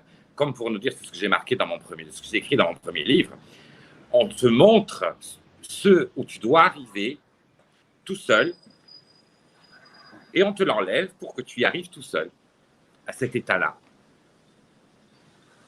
C'est vraiment très, très particulier comme sensation. Tu sais, c'est pareil quand tu vis un état d'éveil, que tu rencontres un être mystique, comme ça m'est arrivé. Exactement. Tu es dans un état d'extase permanent, ça dure quelques jours, une semaine, 2 semaines, et puis après, cet état d'extase disparaît plus ou moins, mais de temps en temps, ça revient. Ça fait des battements comme ça, mais tu n'as plus ce même état. Et tout le travail, c'est d'être dans cet état. C'est ça. Tout le temps. Mais voilà. Ça se rejoint. C'est pour ça que j'ai dit tout à l'heure, la nuit noire de l'âme s'adresse à toute personne humaine, à tous les êtres humains. Mais c'est toujours pour arriver au même résultat, à être dans cet amour inconditionnel. Dans l'amour inconditionnel, l'amour divin. Oui. C'est surtout se rappeler de qui nous sommes et d'où nous venons, parce que tu as dit, Paul, on devient amour, mais c'est pas qu'on devient, c'est qu'on se rappelle. Nous sommes amour, c'est te rappeler de qui tu es, et en fait on te rafraîchit la mémoire. Lorsqu'on s'incarne, hein, c'est le principe de l'incarnation, il y a le voile de l'oubli qui fait qu'il y a un gros reset, on efface tout, et le but c'est de se rappeler de certaines choses. Et en fait, lorsque tu reconnais ta flamme jumelle, tu te rappelles tu reviens à cette origine de la scission, tu te rappelles de l'amour divin, tu te rappelles de qui tu es, donc il y a tout un truc qui ressort. Et c'est juste redevenir les êtres divins que nous sommes et que nous avons toujours été, et que les incarnations, que les conditionnements, que les religions, que tout ce qu'on a vécu, tout ce qu'on a subi dans le karma, nous a fait oublier. On est venu quelque part s'égratigner. Aujourd'hui, en 2021, on est dans une époque qui est particulière, mais il y a 2000 ans, 3000 ans ou 500 ans, on se faisait tuer, on se faisait trucider, on était torturé. Voilà, on a eu des souffrances beaucoup plus fortes que l'on vit aujourd'hui. Parce que les gens qui ont été écartelés, brûlés vifs ou autres, voilà, les Vikings, voilà, il y a eu des époques et des peuples qui ont été extrêmement violents. Donc on a tous vécu cette violence. Et ça a abîmé beaucoup, beaucoup de choses. Il faut c'est revenir à l'origine, en fait. C'est le cycle de l'âme qui part d'un point et qui revient à son origine. Pour moi, il y a là le cycle d'incarnation. Très juste, très juste. Alors, je ne sais pas si toi, tu vois une question. Il y a beaucoup de commentaires, je trouve, donc ils sont assez indisciplinés sur ta chaîne. Ils sont tous en train de papoter entre eux. Après, c'est très axé sur la flamme jumelle aussi. Et, on l'avait évoqué au début du live, de parler du couple intérieur avant de parler du couple avec l'autre. On avait souhaité aujourd'hui, ce soir, vous parler du couple intérieur, comment revenir à soi, comment s'unifier, comment pacifier, guérir ses blessures, on en a parlé. Et c'était vraiment de vous ramener à vous avant de vous ramener à l'autre. Parce que de toute manière, tant que vous ne serez pas ramené à vous, vous ne pourrez pas aller vers l'autre. Donc, peut-être rediriger les questions sur ce couple intérieur, l'amour inconditionnel, comment s'aimer soi, comment libérer son karma aussi, je ne sais pas ce qui peut... On a parlé de la polarité, l'enfant intérieur, la relation à soi. C'est intéressant aussi de travailler dans le transgénérationnel en parlant des blessures. On parle de karma, il y a un karma planétaire. Les Atlantes ont détruit la planète, on porte le karma de l'Atlante. Des Atlantes, pardon, beaucoup d'entre nous ont été présents au moment de la destruction de l'Atlantide. Donc il y a ce besoin d'équilibrer ce karma planétaire, le karma du pays. En France, en Éthiopie, en Algérie ou je ne sais où, on n'a pas les mêmes karmas. Le karma personnel, le karma de jumeaux et le karma familial. Et on porte aussi dans l'hérédité les gènes de nos parents, de nos grands-parents, mais également les blessures. Donc il faut aussi travailler sur le karma familial, le transgénérationnel. C'est super important de remonter dans la famille pour découvrir aussi ce que vous faites aujourd'hui aussi pour votre famille. On ne s'incarne pas dans n'importe quelle famille. Donc il y a tout un travail aussi qui se fait sur le karma familial pour s'unifier à soi. C'est quand il y a des traumatismes aussi dans la famille, dans la généalogie, il est intéressant de libérer, de les guérir si vous êtes venu pour le faire. Ça dépend de ce qu'on vient de faire. Alors, il y a plusieurs méthodes pour ça. C'est vraiment travailler sur des lignées, sur la lignée des ancêtres, et puis réconcilier avec la lignée des ancêtres. Donc, il y a la lignée du féminin, la lignée du masculin, et on peut aller jusqu'à la 7e génération pour aller purifier et libérer toutes on va dire, ces mémoires que vous portez inconsciemment. C'est ça. Alors, c'est vrai que le son accompagne beaucoup de guérison. Moi, j'utilise beaucoup le son parce que ça vibre vraiment dans la cellule. Je sais que Paul aussi, on a des guérisseurs. Oui. Donc, avec le tambour, avec les bols en cristal, avec des sons particuliers, on peut travailler en profondeur sur toutes ces mémoires. Donc, voilà, faites-vous aider pour travailler sur vos mémoires et faites des cérémonies, par exemple, pour aller travailler sur vos lignées. Voilà, que ce soit moi ou Paul, on peut vous accompagner, mais bon, on n'est pas les seuls oui, bien à travailler sur ça. Mais si vous ressentez,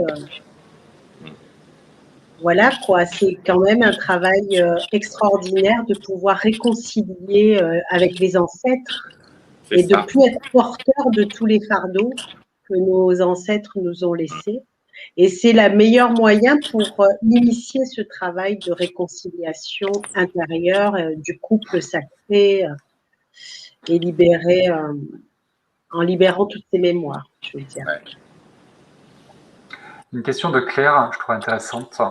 Besoin de revenir à moi en ouvrant complètement mon chakra du cœur, coincé en partie. Elle demande comment ouvrir son chakra du cœur, comment guérir, ouvrir ou équilibrer son chakra du cœur. C'est intéressant pour le couple intérieur. Oui, c'est intéressant. Oui. C'est intéressant parce que, alors encore une fois, en simple constatation, hein, le chakra du cœur, la partie yin, dans son parcours, va fermer son chakra du cœur. Va fermer par peur de rencontrer cet amour qu'il ressent pour l'autre. Le yin va fermer le cœur. Dans un premier temps, ce qu'il ne sait pas, ou ce qu'elle ne sait pas, c'est qu'il va fermer le chakra du cœur par peur donc, de cet amour avec son jumeau ou sa jumelle, mais il va fermer le cœur avec tout le monde. Et il n'aura pas cette capacité de le réouvrir à volonté. Il a la capacité de le fermer, mais il n'a pas la capacité de l'ouvrir. Donc, sa grosse difficulté est d'aller, je pense, cette personne qui pose la question doit être yin, parce que c'est vraiment spécifique à cette polarité.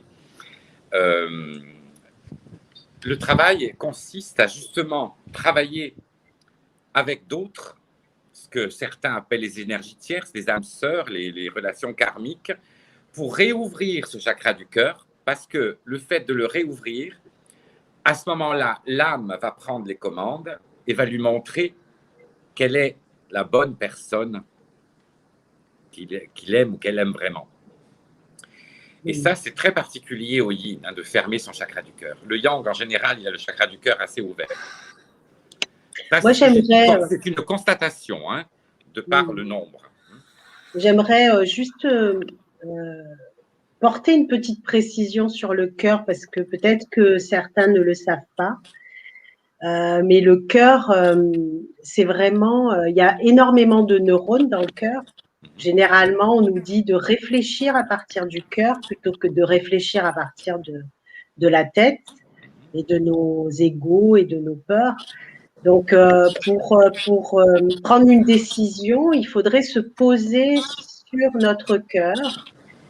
Et on dit, enfin, les sages nous disent que dans notre cœur, il y a notre maître intérieur, mais pas simplement ça. Il y a sur une région subtile, il y a un atome qui nous suit de vie en vie et qui est un atome germe, je veux dire que c'est un atome germe permanent, qui va vraiment connaître, savoir, avoir le savoir de tout ce que l'on est, dans toutes les dimensions, dans toutes les vies que l'on a vécues. Et ce cœur renferme un grand savoir. Alors bien sûr, ça reste inconscient, etc. Mais en même temps, il a énormément de vécu, de traumatismes, ne serait-ce que dans ses vies passées. Donc, ce cœur, c'est le maître, mais il y a aussi énormément de résistance à l'intérieur parce qu'il y a aussi tout un vécu qui est là sous forme de, c'est comme un ordinateur de bord, hein, c'est pas actif, ça s'active que quand on met l'intention. Par exemple, quand on va incarner le chaman qu'on était dans une autre vie, on va aller travailler cette mémoire. Et on peut récupérer les dons du chaman que l'on était dans une autre vie. Et vraiment ressentir ce chaman, l'épouser en soi, être adombré de ce chaman ou de cette chamane ou prêtresse, enfin que sais-je. Et à ce moment-là, c'est dans le cœur que ça se passe. Il y a une ouverture qui se fait dans le cœur. Donc, le cœur, c'est vraiment un grand Exactement maître. ça. C'est exactement ça. C'est d'ailleurs ce que je propose. C'est la chose principale qui se passe ici pendant le stage chamanique au Mexique. C'est ça. La chose principale, c'est la rencontre avec son chaman intérieur. Et oui, parce qu'on a vécu des vies de chaman, de prêtresse, de druide. Voilà, puis peut-être des vies beaucoup plus spirituelles, peut-être qu'on n'imagine même pas. Et toutes ces vies qui ont été très enrichissantes, elles sont là avec vous, dans votre cœur, tout le temps. En sommeil peut-être, mais imaginez-vous la richesse qui est en vous en ce moment, qui est encore en sommeil, et qui est là, qui bat avec vous. Savoir que le cœur, quand vous arrivez au monde, dans le ventre de votre mère, la première chose qu'on entend, c'est quoi? C'est boum, boum, boum. Il y a encore un micro-organisme qui est là dans le ventre, on ne le voit même pas. Et pourtant, ça fait boum, boum, boum. C'est le cœur qu'on entend en premier. C'est énorme, le cœur. C'est énorme. Et puis, en plus, ça a un impact sur vos rencontres. Donc, ça va attirer à vous comme un aimant des personnes que vous devez rencontrer parce qu'elles vont vous aider à révéler ce que vous êtes, à éveiller des mémoires. Vous allez aller par amour dans une ville, je ne sais pas, ou dans un pays comme Paul au Mexique. Eh bien, lui, Paul au Mexique, qu'est-ce qu'il a été réveillé là-bas, vous pensez? Le chaman qu'il était au Mexique dans une autre vie. Ça, on en a parlé plus d'une fois. Ouais. Il n'a pas été au Mexique comme ça par hasard. Alors, le chaman, bien sûr, c'est symbolique. Hein. C'est un petit peu, ici, ils disent le chaman, mais c'est un petit peu le dieu intérieur. C'est ça que ça veut dire, hein, exactement. Oui. Et comme tu disais tout à l'heure, la rencontre avec son chaman intérieur ou son dieu intérieur te permet en fait d'écouter la voix du cœur et de l'âme et ne plus avoir besoin des sphères extérieures pour te conforter dans telle ou telle chose. C'est à un moment donné être en connexion avec ce Dieu qui vit en toi pour pouvoir t'exprimer, te comporter dans la vie. C'est ça réellement. Hein. Moi, j'irais même plus loin encore. Votre cœur, c'est un lieu saint. Et moi, je dis, c'est le saint lieu de votre cœur. Donc, apprenez à vraiment ressentir votre cœur, à vous placer dans votre cœur avant de prendre une décision. N'importe quelle décision, c'est ici que je réfléchis. C'est mon cœur qui a toutes les réponses. C'est un conseil. Ouais, c'est un temple sacré dont il faut prendre soin. Oui. Et par rapport au chakra, si vous voulez juste travailler sur votre chakra, vous pouvez faire des soins énergétiques pour équilibrer votre chakra. Pardon. Après, vous pouvez travailler avec le son, les bols tibétains, les cymbales. Posez vos deux mains sur votre chakra et rentrer en communion avec votre chakra aussi. C'est un truc que vous allez faire tout simplement, tout seul. Visualisez une douche de lumière sur votre corps, mais vous accentuez sur le chakra. Et après, si je dis pas de bêtises, je crois que c'est le son A, c'est chanter le A qui est relié au chakra du cœur. Je suis pas sûr du. C'est ça, oui. Du son. Oui. C'est ça, c'est le A. Hein. Voilà, c'est de chanter le A pour faire vibrer. Oui. Voilà, c'est ça. Pour faire vibrer rayonner votre chakra, c'est chanter le A, le bol tibétain, cymbale, mettre vos mains, soin énergétique et douche de lumière. Ça coûte peanuts, vous faites tout seul. Et là, vous allez ressentir des choses. Et après, vous branchez sur l'amour, sur tout ce qui a été dit, c'est effectivement. Mais vous avez aussi ces petits cas pratiques ou ces petits ateliers, je ne sais pas comment on peut appeler ça, pour travailler sur le chakra. Le son, comme je disais tout à l'heure, c'est extraordinaire, le son.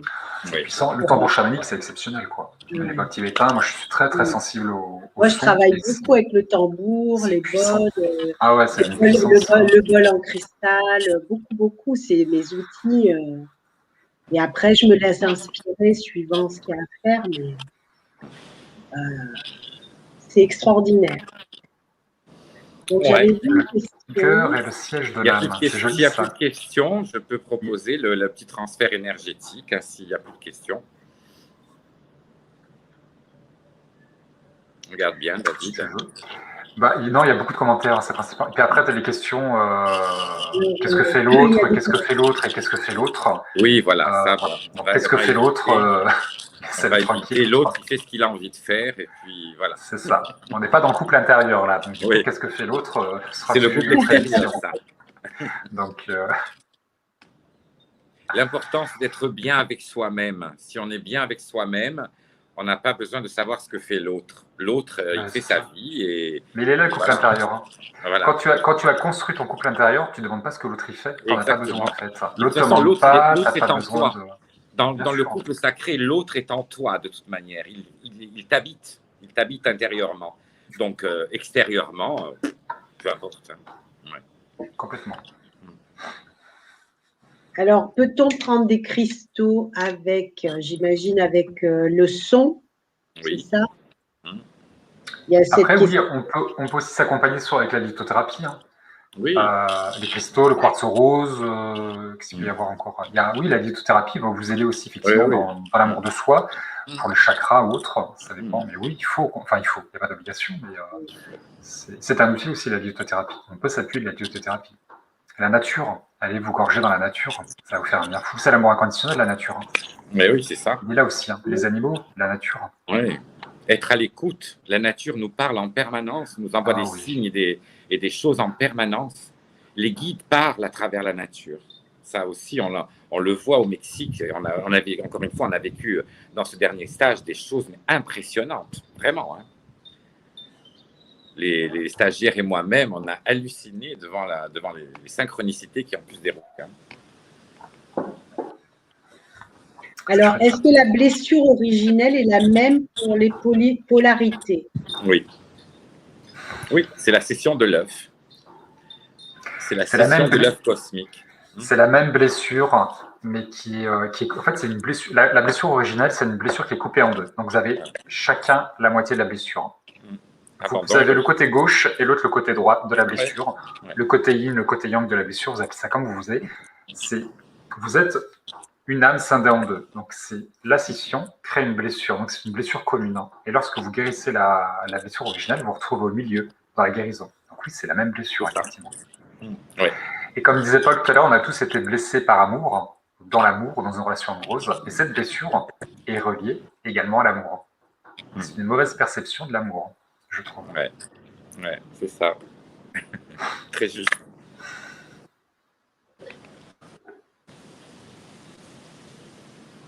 Alors, voilà, il y a encore des questions qu'on a déjà répondues. La nature murmure, c'est joli ça, la nature murmure. Oui. Fanny, la nature murmure, bien sûr. Comment bien interpréter les synchronicités citées ici? Comment bien interpréter les synchronicités? On n'en a pas cité, mais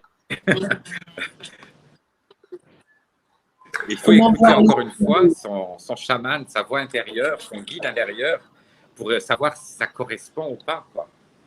On a tous des synchronicités. Encore une fois, David le disait, la nature nous envoie sans arrêt des synchronicités qui font partie de notre parcours de vie. Il est important d'arriver à déchiffrer ces codes. Demander des validations quand on n'est pas sûr. Une synchronicité, elle ne se cherche pas, elle se trouve. Il faut la comprendre avec le cœur. Rappelez-vous que dans la médiumnité, il y a beaucoup de symboliques, beaucoup de métaphores, beaucoup de second, troisième, quatrième degré. Donc, prenez du recul sur les signes.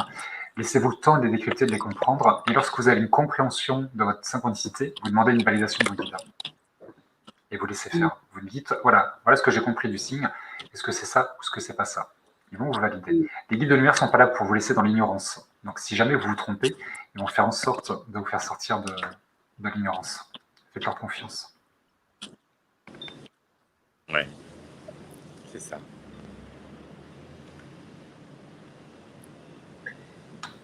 Comment équilibrer le yin et le yang en nous? Ce que j'étais en train de lire. Elle est intéressante cette question. Oui. Comment équilibrer le yin et le yang en nous? C'est de changer ses habitudes. C'est ça. Observer l'autre et voir comment l'autre se comporte et limiter l'autre dans certains comportements. Ça permet de changer nos attitudes et nos comportements. C'est épouser l'autre dans ses attitudes. Les différences s'épousent et vos différences sont vos forces. Il faut s'inspirer de l'autre, il ne faut pas devenir l'autre, attention. Il faut s'inspirer de lui ou d'elle et il faut changer vos comportements.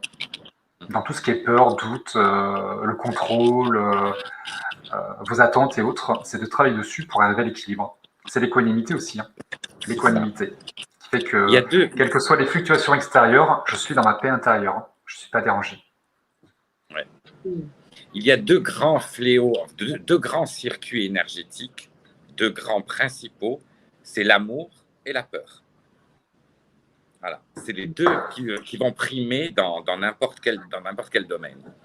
Si on agit avec amour, les peurs s'en vont. Si on agit avec les peurs, quelles qu'elles soient, l'amour s'estompe.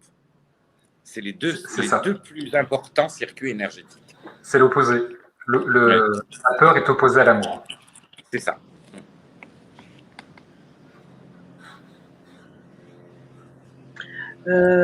Comment ressentir et entendre l'autre? Est-ce mon ego ou la télépathie existe-t-elle? Comment faire la différence? Je Alors, la dirais télé- l'expérimenter. Ouais, l'expérimenter, parce que c'est vrai qu'on a de la télépathie l'un envers l'autre, ça c'est vrai, c'est une réalité. Mais parfois, je dis bien parfois, elle est manipulée par l'ego et le mental. Donc, ça arrive à un moment donné, à force d'expérimenter et de savoir quand c'est notre ego qui parle ou si c'est notre cœur, encore une fois, et notre âme. Voilà. Mais c'est vrai qu'il y a de la télépathie entre les jumeaux, ça c'est clair. C'est une réalité, la télépathie, c'est de la médiumnité. Hein. C'est juste un autre terme pour parler de médiumnité. La télépathie existe dans les flammes jumelles, mais chez les vrais jumeaux terrestres, entre un mère et une fille, entre deux frangins, peu importe. La télépathie, c'est un lien d'amour. À partir dont deux personnes saines et qu'elles sont ouvertes spirituellement, elles peuvent ressentir les émotions des autres ou entendre des messages de sa part. Un chien avec son gardien ou un chat avec son gardien peut entrer en télépathie aussi. Comme le dit Paul, il faut l'expérimenter, il faut découvrir comment s'exerce votre propre médiumnité. La médiumnité, c'est très intime, c'est très personnel. Il n'y a pas deux médiums qui vivront la médiumnité de la même manière. Donc à vous de découvrir et d'explorer votre foi intérieure pour découvrir votre médiumnité, comment elle s'exerce chez vous, et faites-vous confiance, acceptez de vous tromper, ne vous foutez pas la pression, quoi. C'est pas grave.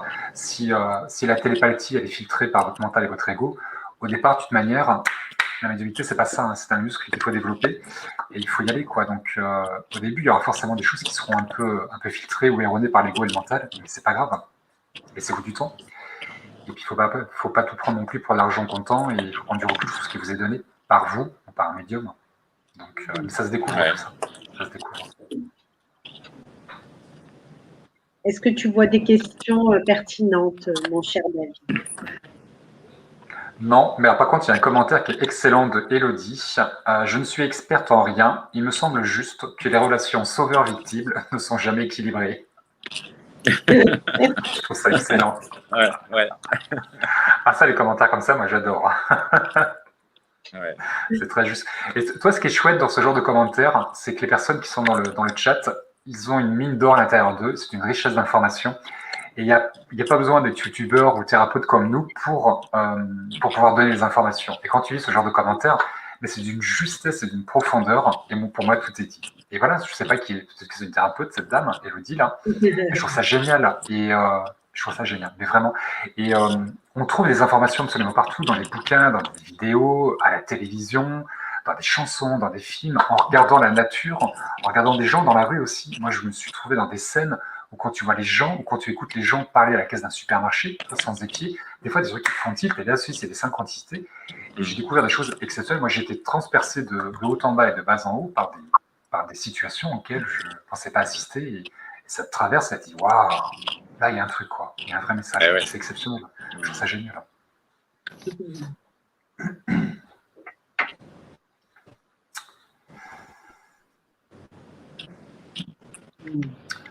Bon, après, il n'y a pas grand-chose de... Il y a toujours qu'est-ce que fait l'autre. Ça revient souvent, qu'est-ce que fait l'autre, dans une forme ou dans une autre. Ah oui, ça, c'est l'autre. Qu'est-ce qu'il fait? Qu'est-ce qu'elle fait? Et pourquoi ceci, et pourquoi cela? Elle fait de son mieux. L'autre, il ou elle fait de son mieux, en tout cas. Parce que beaucoup de personnes, en tout cas, que je peux constater, sont toujours en train de reprocher quelque chose à l'autre et l'autre fait de son mieux, quoi. Et le fait de reprocher quelque chose à l'autre, ils ne se rendent pas compte qu'ils se reprochent quelque chose à eux-mêmes, hein, par effet miroir. Parce que l'autre leur renvoie simplement un côté sombre le côté sombre de soi-même. Alors, au lieu de voir ce que fait l'autre, il fait de son mieux, il ne peut pas faire mieux. Voilà. C'est clair, alors, mais chacun fait de son mieux de manière dans la vie. Hein. C'est ça. Hein. Oh, pas tout le monde, hein, pas tout le monde. Toi, ce qui est intéressant, il y en a qui veulent faire contre leur gré et ils font pas ce qu'ils veulent, quoi. C'est ça. Ouais, mais on fait toujours de son mieux. Ce qui est intéressant dans qu'est-ce que fait l'autre, c'est qu'il est tellement plus simple de regarder ce que l'autre y fait, de ce que l'autre y fait pas, où est-ce qu'il en est, et ceci et cela. Ça évite de regarder qu'est-ce qu'il y a à l'intérieur de soi, de fuir ce couple intérieur. Et tu vas, par manque, par vide en toi, tu vas chercher que l'autre le comble. Et ce qui est très intéressant dans tout ça, Ce qu'il faut comprendre, c'est deux polarités différentes qui vont être complémentaires mais complètement différentes. Ce qui fait que tout ce que vous faites, l'autre ne le fait pas. Et tout ce que l'autre fait, vous ne le faites pas. C'est le principe d'être complémentaire. Bah oui. Ce que l'un est, Bah oui. l'autre ne l'est pas. Et ce que l'un fait, l'autre ne le fait pas. Donc quand il y a un qui regarde l'autre en disant « mais oui, il ne travaille pas, il n'avance pas, et ceci, cela », c'est pas qu'il n'avance pas, qu'il ne travaille pas, c'est qu'il ne fait pas la même chose que vous. Et ça vous donne le sentiment qu'il n'avance pas. Mais c'est une grosse connerie. Parce que l'autre est en train de faire quelque chose que vous ne pouvez pas faire, que vous ne ferez pas. Et vous faites quelque chose que l'autre ne peut pas faire, qu'il ne fera pas. Et les deux bossent différemment, au même temps, au même moment. Et c'est toujours l'ego qui va vous dire « mais regarde, l'autre il fait rien, et tu n'y arriveras pas, et ceci, et cela ». Et c'est ok, hein, c'est ok. C'est une dynamique qui est normale, mais il faut s'écarter de ça. Il faut vraiment s'écarter de ça. Ouais. On va se laisser polluer par tout ça. Mais s'il n'y a plus de questions, je peux faire le petit transfert d'énergie, des éléments en mouvement. Je pense que tu peux nous envoyer des énergies, ouais. Voilà. Si vous êtes prêts, je vais vous demander, même toi, David et Sylvana, vous pouvez profiter. C'est un petit truc qui dure 5 minutes, mais qui va poursuivre en 2-3 jours. C'est très puissant. J'utilise l'énergie des éléments en mouvement, comme dans l'alchimie. C'est tout simple. Un petit extrait de ce qu'on peut travailler ici au Mexique, en tout cas. Allez, on ferme ses yeux. Je vous demande à tout le monde de fermer vos yeux. Respirez calmement.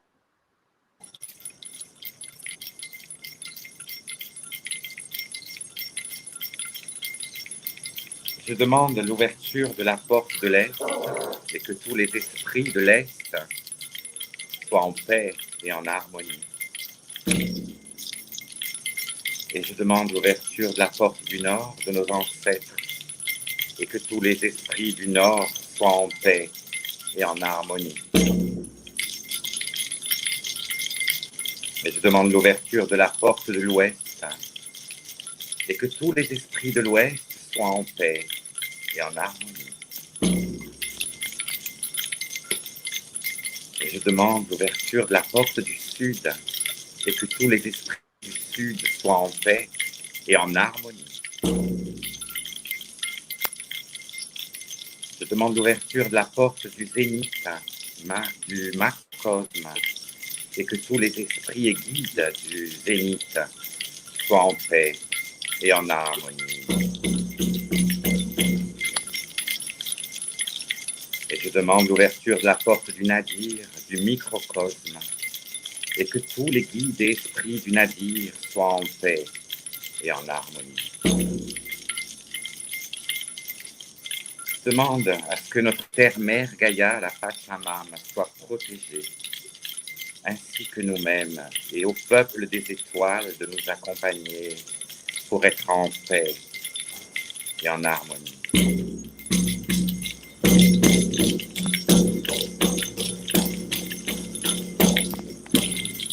Om Gomadi, Om Gomadi, Om Gomadi.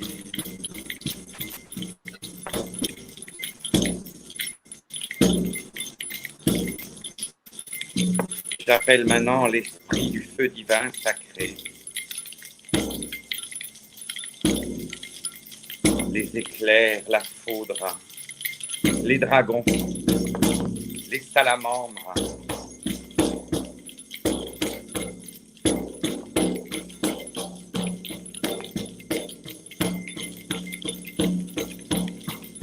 j'appelle maintenant l'esprit de l'air, avec les fées, les sylphides, Fumeka, les ânes.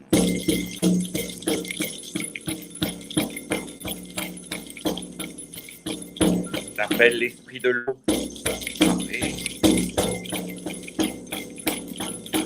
les sirènes, les nymphes, les dauphins, les baleines. Yemanja.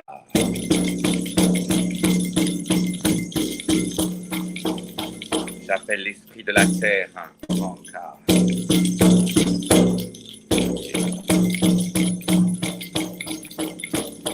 comme les lutins. Toranka. Et les 4 éléments en mouvement créent l'alchimie, afin que le grand esprit puisse descendre à créer la manifestation dans ton être tout entier. Mario, Mario, Mario. Luanta.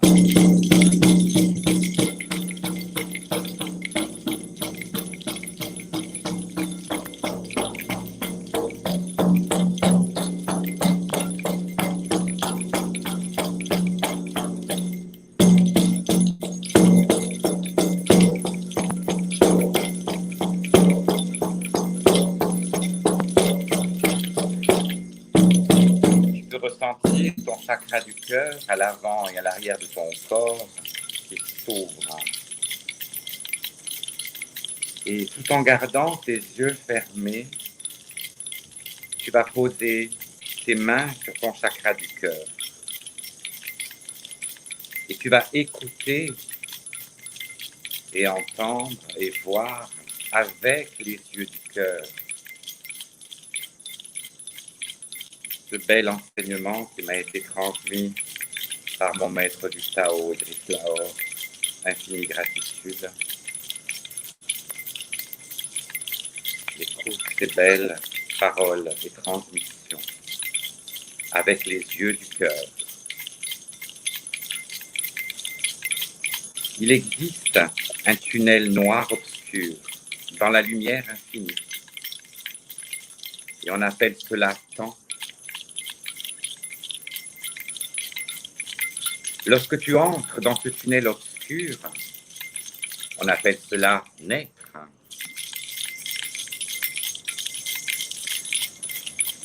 Lorsque tu marches dans ce tunnel obscur, on appelle cela vivre.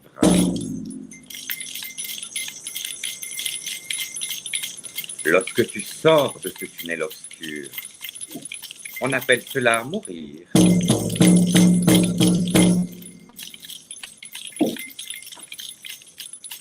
Tu considères que vivre se réduit à évoluer dans ce tunnel obscur. On appelle cela Maya, illusion. Si tu perces des trous dans ce tunnel obscur, cela s'appelle science.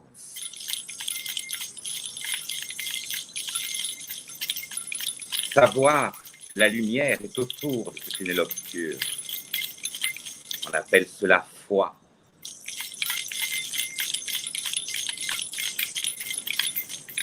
Voir la lumière dans ce tunnel obscur, on appelle cela amour.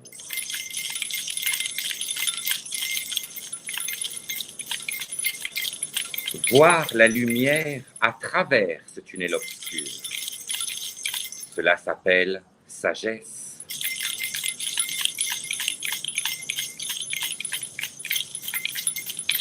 Éclairer le tunnel obscur, sa propre lumière, cela s'appelle sainteté, mon satori.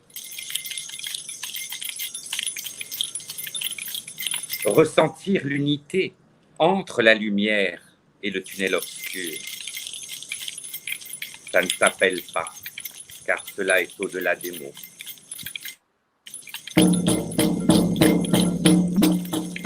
Vous êtes le printemps,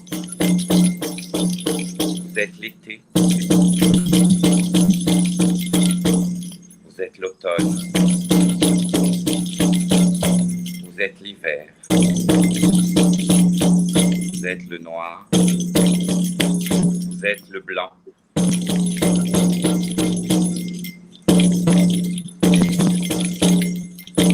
Vous êtes la lune, vous êtes le soleil.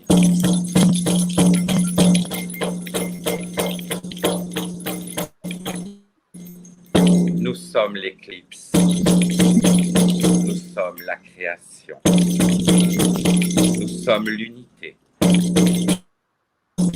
nous sommes le divin. Anatta.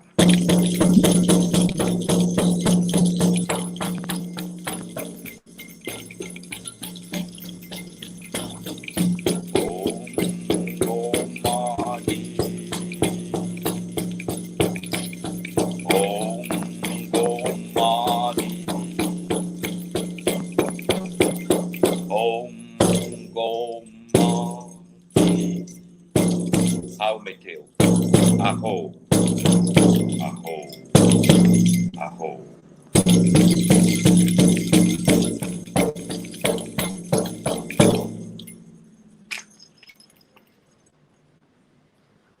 Voilà.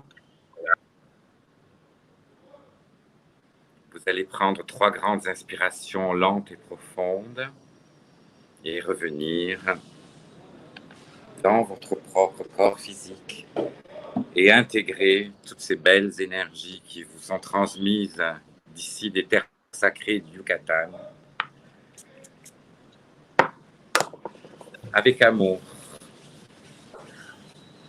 Namasté. Namasté.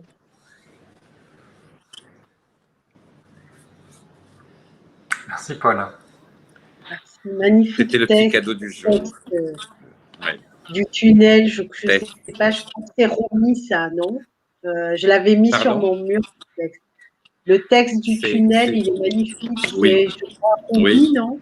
C'est tiré de Chachamar, maître du Tao, donc qui fait référence à Lao Tzu, bien sûr. Ouais. Qui m'a été transmis lors de mon enseignement du Tao, donc je l'inclus parce qu'il est tellement d'une authenticité. Ouais. Je l'aime beaucoup, ce texte. Merci beaucoup. Voilà. Merci beaucoup. Et puis, quelle heure il est? Oh, dis donc, presque 9 heures. Ah oui, 2 heures, ça a duré alors. 2 heures qu'on est ensemble. Qu'est-ce que tu voudrais dire pour conclure, Paul, David? On va tout doucement conclure et puis... Mais on reviendra. C'est ça, exactement. Pour la 5e. En tout cas, pour conclure, j'ai été vraiment ravi de partager ce moment avec vous. C'est toujours un bonheur, car je ressens les énergies qui circulent comme ça, comme les éléments en mouvement, en fait. Et je vous remercie à tous et à toutes, en tout cas, d'avoir été attentifs à ce live, webinaire live. Et je vous dis bien sûr à très prochainement. Je vous embrasse tous. Je vous laisse le mot de la fin. Merci Paul. Merci beaucoup pour ta présence. David? Ah ouais, merci Paul, c'était génial. J'ai adoré ce son, ces phrases, cette énergie. Voilà, il faut venir me voir au Mexique, David. Il faut venir. C'est promis, je viendrai. On planifie ça pour l'année prochaine. On voit ça pour l'année prochaine. J'ai fait un joli voyage. Je suis parti au Mexique. J'ai vu pas mal de choses. Je suis parti en Inde aussi. Ça m'a beaucoup fait voyager. T'es très doué. C'est très agréable. J'ai trouvé ça très enveloppant et c'est très chaleureux. Et merci pour ce moment. C'était un délicieux voyage. Merci à tous les deux pour cette sympathie, cette connivence entre nous, cette osmose. C'est toujours agréable. Merci à tous ceux qui étaient sur le chat, tous ceux qui regarderont en replay. Merci pour vos questions, vos interactions, vos pertinences. Et voilà, c'était chouette. Voilà, tout simplement. Rappelez-vous, avant de former un couple avec quelqu'un, on forme un couple avec soi. C'est le couple intérieur qui vous permettra d'avoir ce couple ensuite. Lettre 2, c'est 1 plus 1 égale 3. Chez moi, ça fonctionne comme ça. Voilà, merci à tous. Merci David, merci Paul. C'était délicieux d'être avec vous, un délicieux moment, j'adore. Merci à toutes et à tous, et puis de nous suivre, parce que c'est la 4e, et puis j'espère qu'on fera la 5e, je ne sais pas quand, mais bientôt, peut-être qu'on va prendre une date là. Et puis quoi vous dire, prenez soin de vous, chouchoutez-vous vraiment, et à très très très vite sur la chaîne de Terre d'amour. Je vous remercie. Bye. Bye bye. Bye bye. Merci à vous tous. À la prochaine.